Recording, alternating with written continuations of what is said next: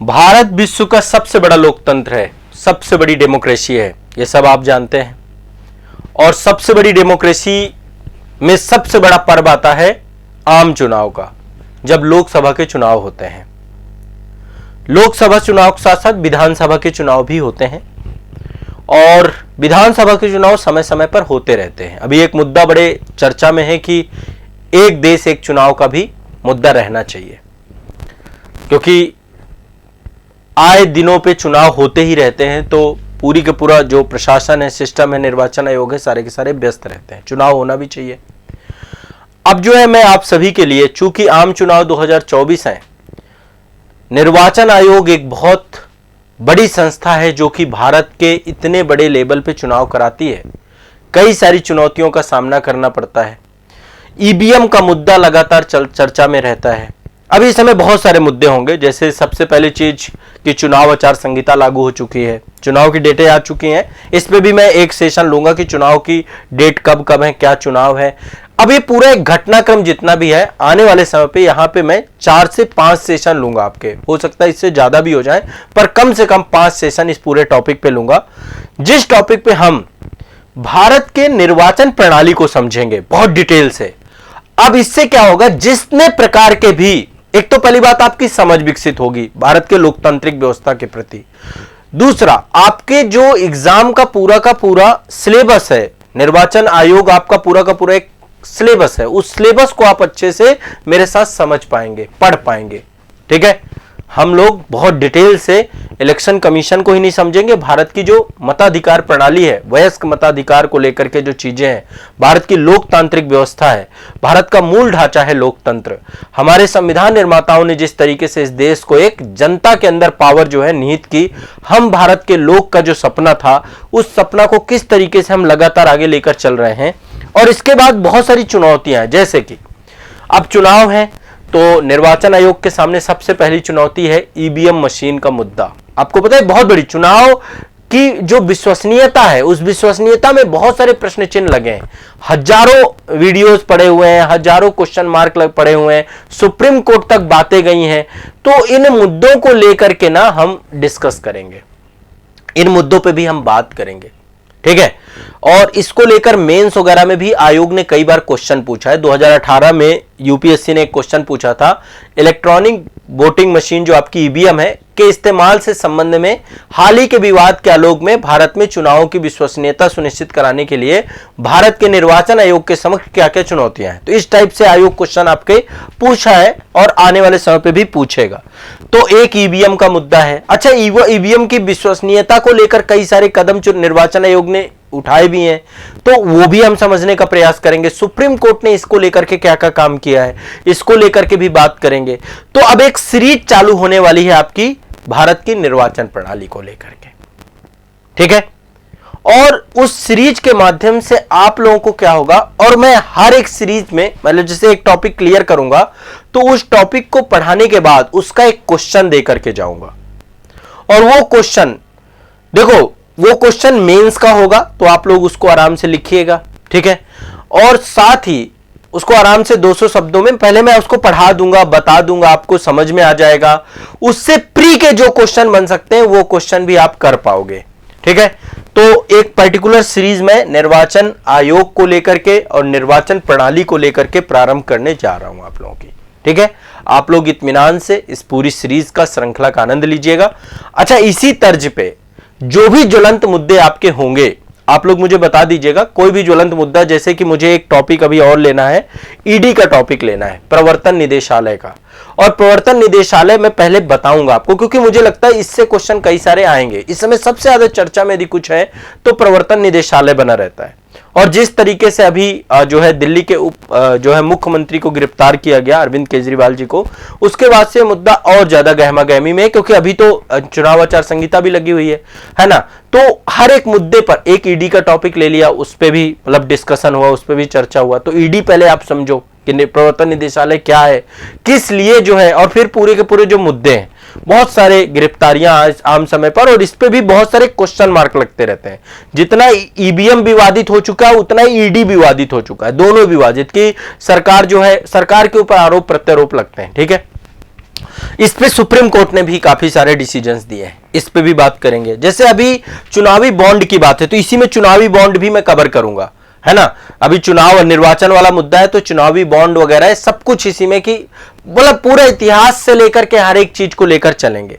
तो एक एक टॉपिक को कवर करते रहेंगे। जैसे आप लोगों ने वीवीपैट के बारे में सुना होगा, सबने voters verifiable paper audit trail के बारे में जानते होंगे, है ना। इलेक्ट्रॉनिक ईवीएम के साथ इसका जुड़ाव है। तो अब ईवीएम से भी क्वेश्चन पूछेगा, आपसे वीवीपैट से भी क्वेश्चन पूछ सकता है, ठीक है। तो ईवीएम आपको पता होना चाहिए, पहले तो ईवीएम के बारे में पूरी जानकारी हो। ईवीएम के साथ साथ वीवीपैट के बारे में आपको जानकारी होनी चाहिए। इसके बाद जो हमारे यहाँ की निर्वाचन प्रणाली, ईवीएम की प्रामाणिकता का प्रश्न है, इससे जुड़े हुए जो मुद्दे होने चाहिए वो आपको पता होने चाहिए। इलेक्टोरल बॉन्ड को लेकर के जो अभी सुप्रीम कोर्ट ने जो चीजें कही, एसबीआई को लेकर के पूरा का पूरा मुद्दा, क्यों इसको इलीगल घोषित कर दिया, ये पूरा का पूरा मुद्दा जो है ये आपको पता होना चाहिए। भारत में निर्वाचन आयोग के बारे में आपको पूरी जानकारी होनी चाहिए। कैसे देश में आम चुनाव के टाइम पीरियड पे इतने चरणों में चुनाव कराने के लिए क्यों, मतलब क्या जरूरत पड़ती है, इसको लेकर बकायदा यदि आप प्रेस कॉन्फ्रेंस वगैरह सुनेंगे ना निर्वाचन आयोग की, उसमें सभी प्रश्नों के उत्तर रहते हैं। तो हम हर एक मुद्दे को बहुत बारीकी समझेंगे।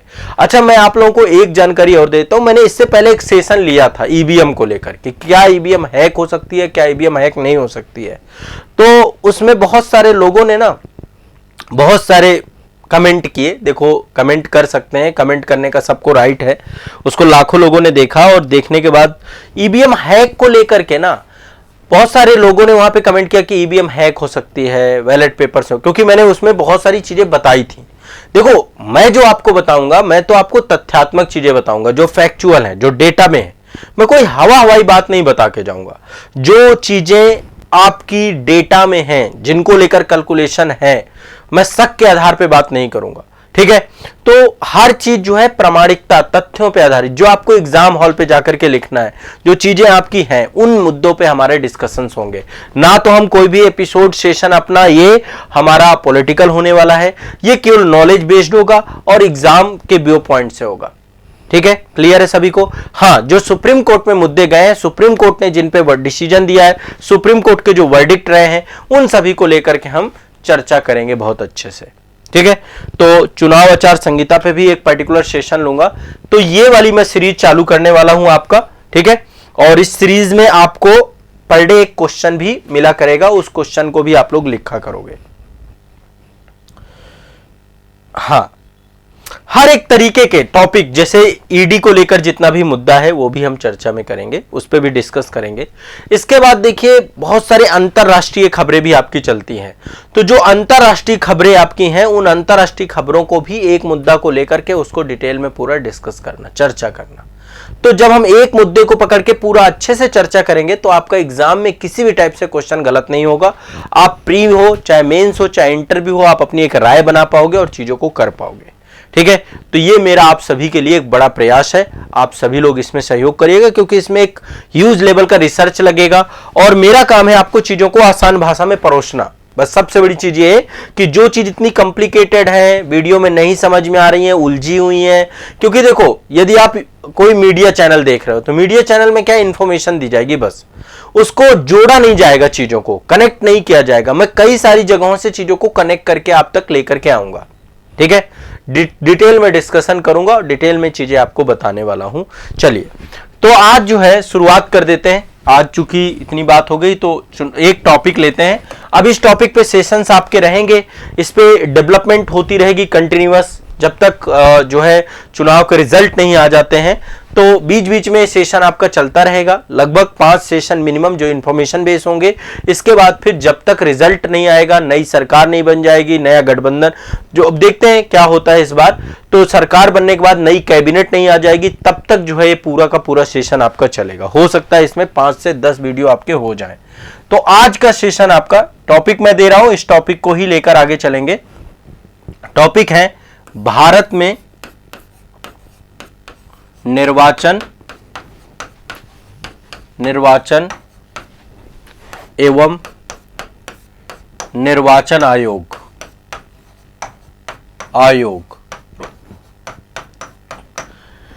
ये टॉपिक है।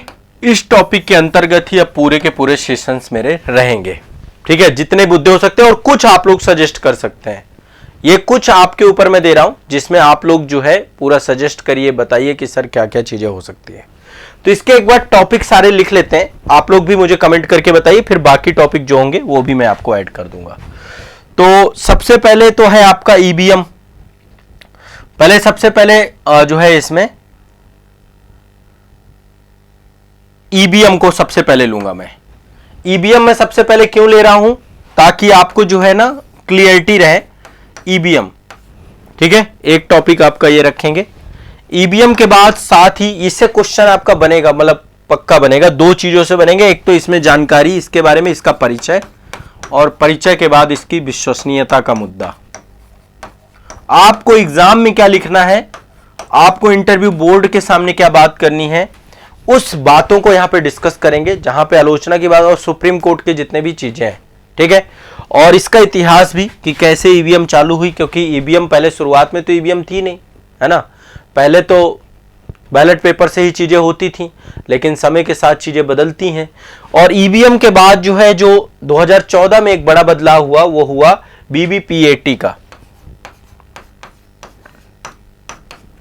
ये एक, मतलब आप लोग इस पे यदि मेंस में क्वेश्चन पूछा जाता है बकायदा, इससे मैं पढ़ाऊंगा भी और इससे मेंस से जुड़ा हुआ क्वेश्चन भी आपको बताऊंगा। वोटर वेरिफिएबल्स पेपर ऑडिट ट्रेल, लोगों को फुल फॉर्म भी नहीं पता होगा इसका, ठीक है।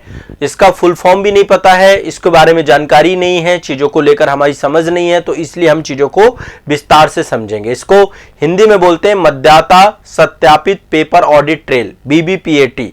तो ये क्या है, इसको भी समझेंगे, ठीक है। इसके बाद दूसरा टॉपिक इसमें लेकर के चलते हैं, चुनाव आचार संहिता। इससे भी क्वेश्चन बनता है आपका, आचार संहिता ये क्या है। देखो, निर्वाचन आयोग भी हम एक सेशन में ले लेंगे, निर्वाचन आयोग। अब निर्वाचन आयोग में जो रिसेंट अभी क्या हुआ है, जो कानून आया है, बिल पारित हुआ है निर्वाचन आयोग की नियुक्ति को लेकर के, नियुक्ति का मामला,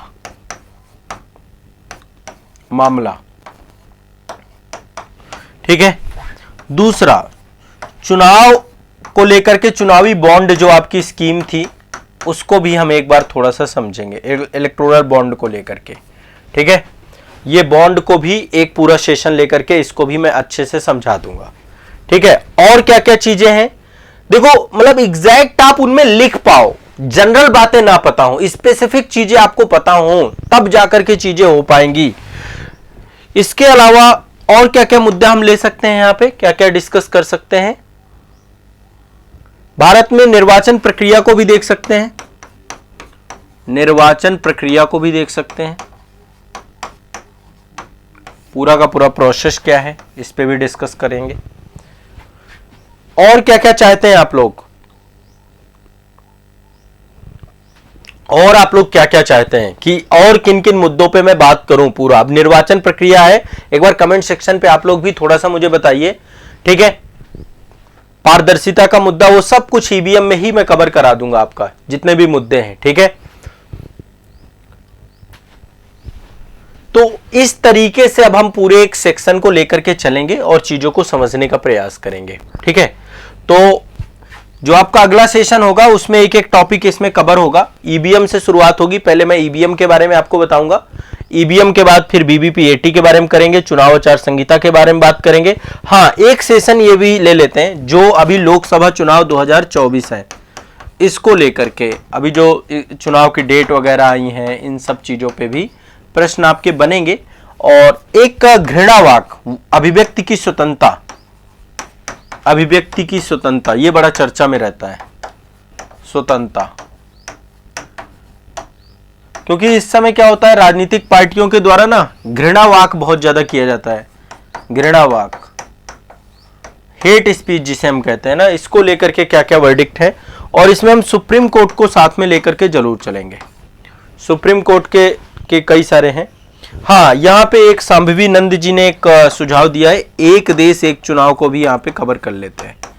अब देखो, एक टॉपिक से कितने सारे, एक देश एक चुनाव, और बताइए। हाँ, ये भी यहाँ पे कवर कर लेंगे, एक देश एक चुनाव। हाँ, चुनावी प्रक्रिया में दलों का स्थानांतरण, राजनीतिक दल एक टॉपिक मुझे ये समझ में आ रहा है, क्योंकि देखो सारा का सारा देखा जाए तो एक टॉपिक यहां पे और डाल लेते हैं, राजनीतिक दल। राजनीतिक दल,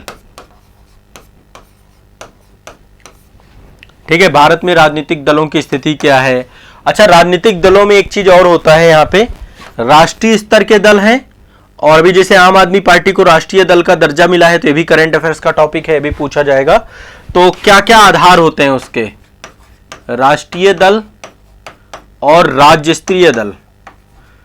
राज्य स्तरीय दल, इसमें एक मान्यता प्राप्त दल होते हैं, एक गैर मान्यता प्राप्त दल होते हैं, तो उनमें अंतर क्या होता है।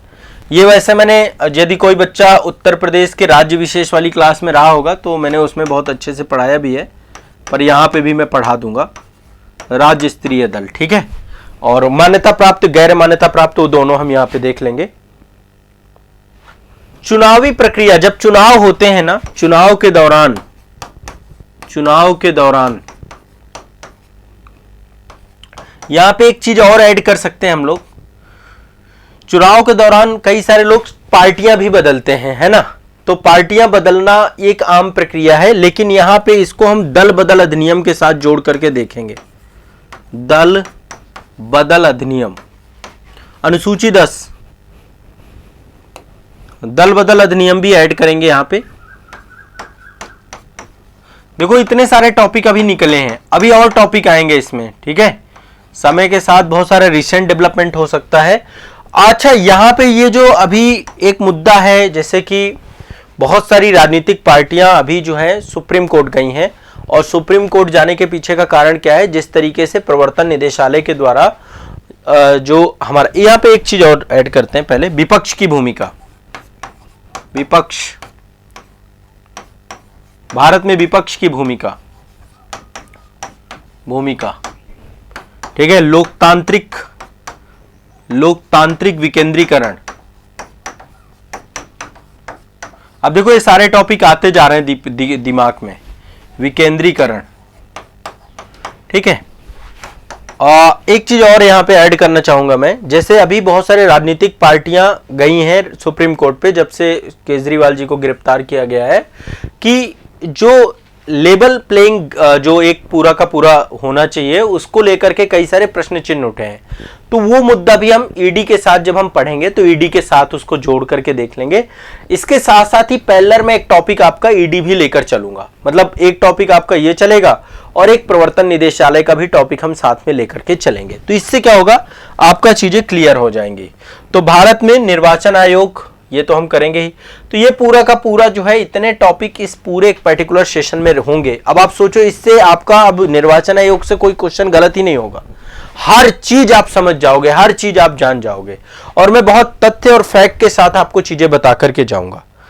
स्थानीय स्वशासन वगैरह ना यहां पे मत रखिए, है ना, फिर बहुत ज्यादा चीजें लंदी हो जाएंगी। हाँ, एक टॉपिक ये कर सकते हैं, विपक्ष, जैसे यहां पे मैंने लिखा है ना, तो ये विपक्ष में दो तीन चीजें समझ सकते हैं। एक तो एनडीए क्या है, यूपीए क्या है, और अभी इंडिया गठबंधन हुआ है आपका, जो इंडिया गठबंधन है ना, इंडिया गठबंधन है। तो इंडिया गठबंधन क्या है, इन तीनों को लेकर एक गठबंधन राजनीति में कैसे देश के साथ चीजें होती हैं, गठबंधन राजनीति, उसको यहां पे ऐड ऑन कर देंगे।